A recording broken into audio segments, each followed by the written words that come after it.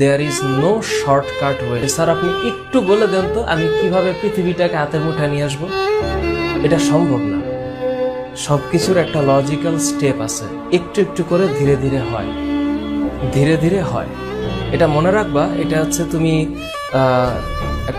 তুমি গাছ ভালোবাসো, তো তুমি চারা নিয়ে আসলা, একটা ফুল, সুন্দর ফুল নিয়ে আসলা, তুমি বাসায় লাগালা এবং তুমি এটার যত্ন করছো। কিভাবে তুমি যত্ন করলা? তুমি মনে করো যে প্রথম দিনই তুমি 100 লিটার পানি ঢাইলা দিছো চারার মধ্যে, একেবারে একদিনে বড় হয়ে যাবে।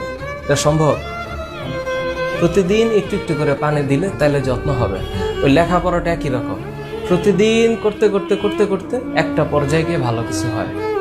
দেয়ার is no shortcut way. Kawsar Alam, তুই আমার কাছে কি বাসায় এসে পড়তে চাও? টাকা যত লাগে দিবা।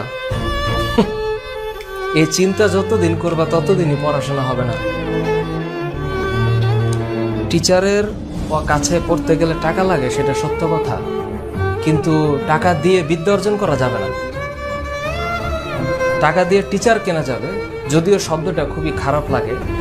আমরা এখন টাকা পয়সার লেনদেন, এই যে ফেসবুকে আমি এতদিন ধরে ক্লাস নিচ্ছি, আমার তো কোনো ইনকাম তোমাদের কাছ থেকে নাই, কিন্তু তোমরা মাথায় রাখবা টাকা দিয়ে হয়তো একটা শিক্ষকের সময় কিনতে পারবা, কিন্তু বিদ্যা কেনা যাবে না।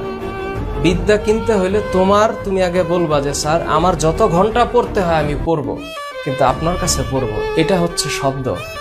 কোনো টিচারকে টাকা দিয়ে 20,000, 30,000, 50,000, 1 লক্ষ টাকা দিয়ে টিচার কেনা, বা টিচার কেন না, যে পড়ায় তাকে তার সময় কেনা যায়,